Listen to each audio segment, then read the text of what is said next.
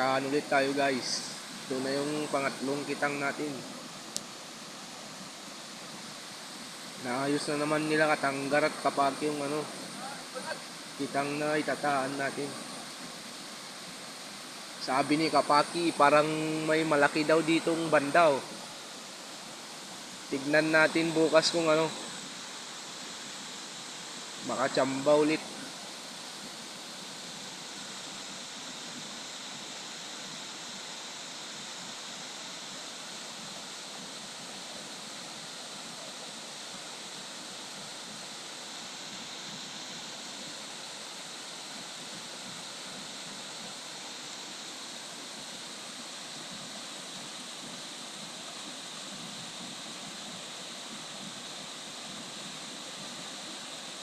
Dan, kanan video taman live ah.